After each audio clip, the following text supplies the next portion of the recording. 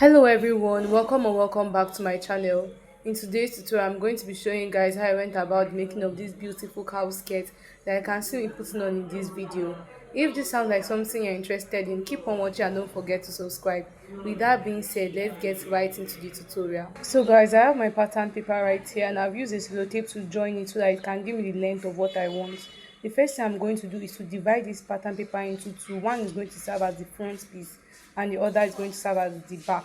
So as you can see, one is wider than the other. This is because of zipper allowance. So guys, from the tip of my pattern paper, I'm just going to come down by 8 inches, which is the hip length measurement.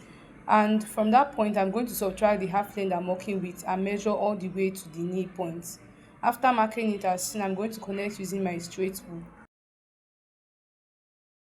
This point here is my waist, hip, knee length and also full length. So like the way I measured out this pattern paper, it is the full length of what I want. At the waistline, I divided what I have here by 4 and marked it at this point.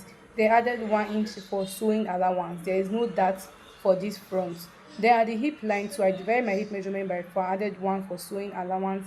What I have at the hip line, I subtracted 1.5 inches from that and marked it at the knee length line. I also took the same measurement all the way to the hem. Using the curve part of my rule, I'll be connecting from the waist to the hip like this, from the hip to the knee length, and also from my knee length all the way to the hem.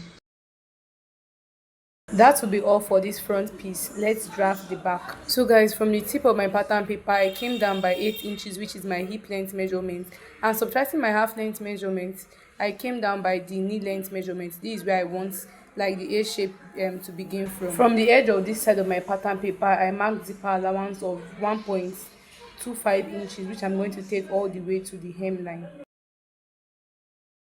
I will highlight these marked horizontal lines with my ruler as shown. Then label this place the zipper. At the waistline, my waist measurement divided by 4, I marked it at this point, and then I measured 1 inch for that because this back is going to have that. Then I measured at this point of my zipper allowance 0.25 inches, and the remaining 1 inch I'm going to take it and replace it at the other side of my pattern paper. So I actually forgot to add my sewing allowance, but go ahead to add 1 inch for your sewing allowance. Then at the hip line too, my hip measurement divided by 4, I marked it at this point. Then I'll connect these 2 points together. The knee width measurement I took for the front, I'm also going to take it at the back, subtracting the space that we left for the zipper allowance. I'll take this measurement also at the hem and then connect everything together as seen with my straight rule. I just made a little extension at this hip length we draw, and then from that 0.25 I'll connect it straight up, and that'll be all for drafting the back. Let's cut this out.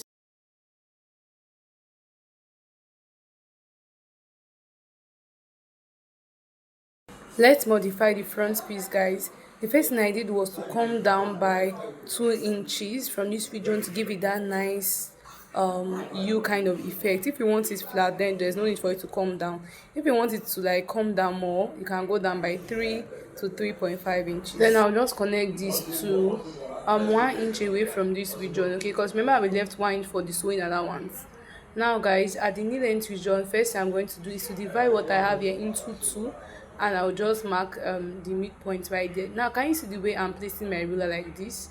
Place it like the same way and then just cut it all through. So we're going to be opening this in order to give us our a effect, a line effect. Okay, now I'm just going to do the same thing I did for the front at the back. So you do what, you divide what you have here into 2, mark it out, and then you connect it the same way that we did for the front. Slash it and open it. I'll just proceed to cut off away this part. I'm not going to be using this again. Now guys, from the tip of this region here, I came down by 1.5 inches. So that is how wide I want the pleats to be, and I want 4 pleats. I also go ahead to take the same 1.5 inches. Now I'm going to connect it together and going to give me this kind of slanted look like this. We are done modifying the front pattern. Let's work on fabric. So guys, I used 1.5 yards and I really had to manage it. The flare also was not as open as I wanted it to be. So I advise that if you really want a nice and a big flare and a big train, you get 2 yards of Duchess fabric. Due to the fact that Duchess is a kind of slippery fabric, you want to pin some part of it in place. Can you see this little triangle I have here? So the wider you spread it, the more full your lower part is going to be. So I actually spread mine to 4.5 inches initially when I was cutting the front, but for the back I could only make it 3.5, hence I had to shorten that of the front. That's why I said you need more fabric. So guys, I'm just going to, as you can see, I'm tracing what I have here basically. You guys already know that we added sewing allowance to this, and then can you see where I'm placing my measuring tape? From that point, I'm just taking the full length plus 1.5 inches extra for joining allowance. So don't move the tape. Oh. From that actual angle, you continue taking the measurement all round. I actually had to cut away the excess at that midpoint.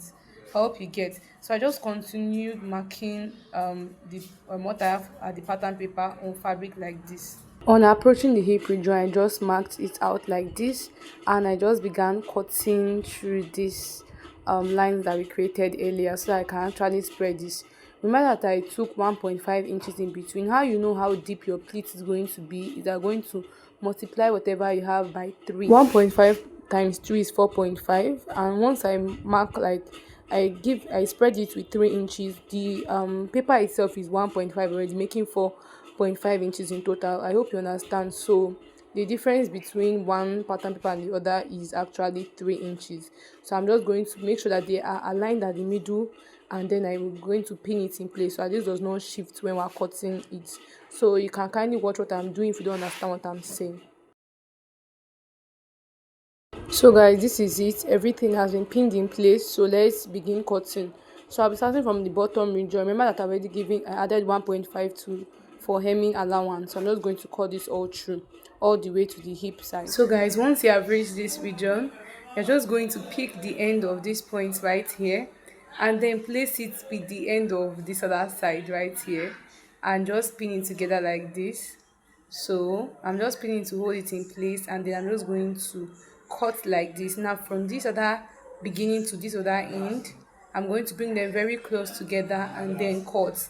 Once I'm like halfway through, I'm going to pleat it again, and so I'm just going to repeat this all the way to the end. I'm done cutting it through, and when I open it up, this is what I have it looking like. Now this little bit of excesses is to help us when we are actually pleating it so it does not become too tight. That is why we folded it when we're cutting it. Now guys, I just need to know where the actual midpoint of this last one is, like the placement. Once I've pinned it, I'm going to give half an inch for drawing allowance, and I'm just going to cut it out like this.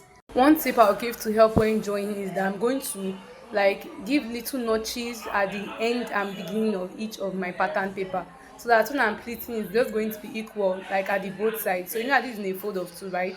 Just go ahead to give notches at the beginning and the end like you can see me doing. So I'm not going to unpin it and open it up and then create my pleat so that you can see what it's going to look like.